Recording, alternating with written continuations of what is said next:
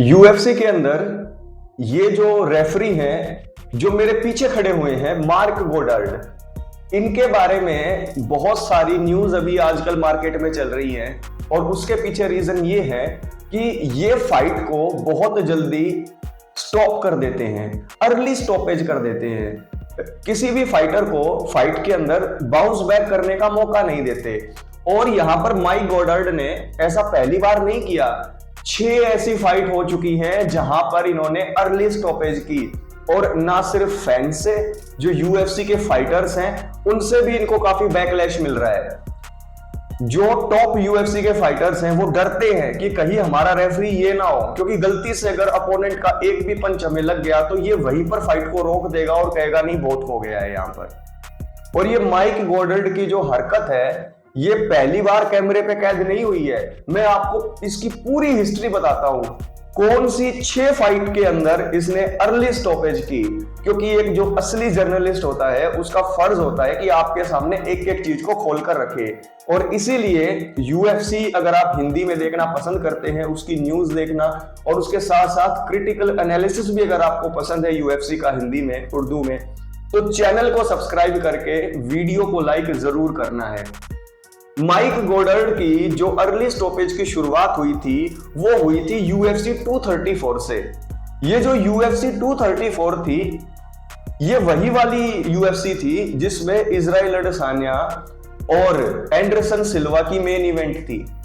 वहां पर एक फाइट थी जिम क्रूट और सैम एलवी की। किसकी? जिम क्रूट और सैम एलवी की। पहले राउंड के अंदर ही वहां पर अर्ली स्टॉपेज कर दी गई। और डेना व्हाइट ने यूएफसी 234 की पोस्ट फाइट प्रेस कॉन्फ्रेंस के अंदर 10 फरवरी 2019 को मार्क गोडार्ड को खरी खोटी सुनाई बहुत तगड़ी कि मार्क गोडार्ड बहुत घटिया एम्पायर है, बहुत बेकार रेफरी है। अगर मार्क गोडार्ड ऐसे ही अर्ली स्टॉपेज करता रहा तो we have to cut him. यानी कि डेना व्हाइट ने पब्लिकली जो मार्क गोडार्ड हैं उनको सुनाया। लेकिन फिर आपको लगा होगा कि यार 10 फरवरी 2019 को यूएफसी 234 हुई थी, उसके बाद ये सुधर गए होंगे, लेकिन ये बिल्कुल नहीं सुधरे। फिर यूएफसी 245 जो 15 दिसंबर 2019 को हुई, उसमें मेन इवेंट था किसका? उस्मान और कोविंगटन 1, यानी कि कमारू उस्मान और कोबी कोविंगटन की जो पहली फाइट थी उसके अंदर भी यही रेफरी थे। लेकिन उस फाइट के अंदर क्या क्या हुआ था आपको याद है? उस फाइट के अंदर कमारू उस्मान की साइड ली मार्क गोडार्ड ने। बहुत सारे ऐसे शॉट थे जो लीवर शॉट थे, उनको लोअर ब्लो बताकर कमारू उस्मान ने खूब टाइम आउट लिया और मार्क गोडार्ड को इससे कोई दिक्कत नहीं हुई। और लास्ट में फाइट में जब कमारू उस्मान ने पंचेस मारे कोबी कोविंगटन को तो स्टॉपेज कर दी। वहां पर कोबी कोविंगटन ने भी जो है प्रोटेस्ट किया कि ये अर्ली स्टॉपेज है, इवन आप मुझे फाइट करने का मौका तो दो। तो यहां पर एक ही साल के अंदर 2019 में 2 इंसिडेंट्स हो चुके थे। पहला सैम एलवी वाला फरवरी में और उसके बाद नवंबर में कोविंगटन और उस्मान वाला।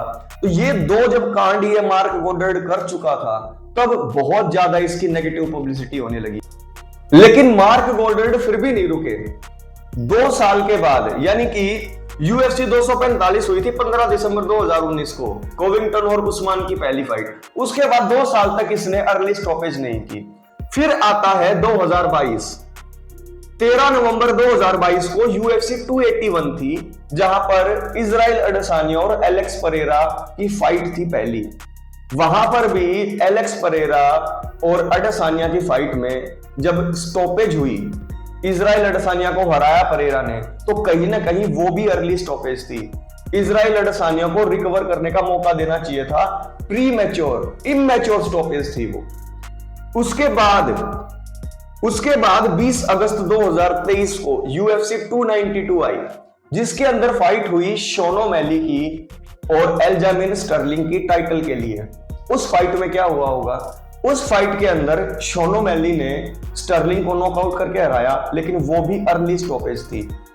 एल्जामिन स्टर्लिंग ने सिंगल लेग होल्ड कर रखा था जब मार्क गोडार्ड ने वो सिंगल लेग हटवाया और बोला नहीं बहुत हो गई फाइट, रुक जाओ अब। तो यहां पर स्टर्लिंग और ओमैली की फाइट में इसने जो है गलत किया।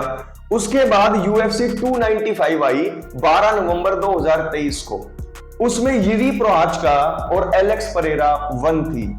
जब पहली बार इनकी फाइट हुई, उस फाइट में क्या हुआ था? उस फाइट में एलेक्स परेरा जीत गया था नॉकआउट से यिरी प्रोहात्स्का के खिलाफ। लेकिन यिरी प्रोहात्स्का के खिलाफ जो पहली फाइट थी वो भी अर्ली स्टॉपेज थी। हाँ, बाद में जाकर जो है यिरी प्रोहात्स्का ने प्रोटेस्ट नहीं किया क्योंकि ही इज ए जेंटलमैन और वो अपनी हार को जो है एक्सेप्ट कर लिया था उन्होंने। लेकिन अगर ईमानदारी से देखा जाए तो it was an early stoppage. उसके बाद अब रिसेंटली 28 जुलाई 2024 को UFC 304 आई थी, जो अभी पिछला इवेंट था। उसमें टॉम एस्पिनल और कर्टिस ब्लेड्स की फाइट थी। उसमें भी आपने कर्टिस ब्लेड्स का रिएक्शन देखा होगा कि अर्ली स्टॉपेज थी। यहां पर अगर आप मार्क गोडर्ड को देखो तो उस्मान और कोविंगटन 1, परेरा और रेडसानिया 1, स्टर्लिंग और ओमेली, उसके बाद परेरा और प्रोहात्स्का 1, एस्पिनल और कर्टिस ब्लेड्स 2, और शुरुआत इसने कर दी थी जिम क्रूट और सैम एल्वी की फाइट से। तो ये 6 इंसिडेंट्स ऐसे कम से कम हो चुके हैं जहां पर मार्क गोडर्ड ने फाइट को रुकवाने की कोशिश की, जबकि जरूरत नहीं थी ऐसी। अब मेरा तो कहना ये है UFC वालों से कि या तो मेन इवेंट में मार्क गोडर्ड को मत लाओ, या अगर आप इन्हें लाते हो तो आप इन्हें समझाओ कि भाई लोगों को फाइट देखनी है, फाइटर्स को भी फाइट करनी है। तो जब मियां बीबी राजी तो क्या करेगा काजी, इस तरीके का जो है अपना रवैया रखो और आराम से फाइट को दूसरे रेफरीज की तरह जज करो। ये नहीं कि 2 शॉट लगते बीच में कूद गए कि फाइट को रोक दो। तो मार्क गोडर्ड से परेशान आ चुका था मैं, और मार्क गोडर्ड के बारे में ये सारी चीजें मुझे कहनी पड़ी। आप भी अगर एग्री करते हो इस चीज से तो कमेंट बॉक्स में कमेंट करके बताना। मैं ये नहीं कह रहा कि ये जो मैंने फाइट्स बताई इसमें कोई दूसरा फाइटर जीतता, मैं बस इतना कह रहा था कि ये फाइट्स जल्दी रोकी गई। इनके रिजल्ट पर कोई फर्क पड़ता नहीं पड़ता, that is a different matter, but the stoppage there was very immature, very early stoppage. तो आप इस चीज से एग्री करते हो या नहीं, कमेंट बॉक्स में कमेंट करके बताएं। चैनल को सब्सक्राइब करके वीडियोस को जरूर लाइक करें मेरे दोस्तों। टेक केयर, ख्याल रखें।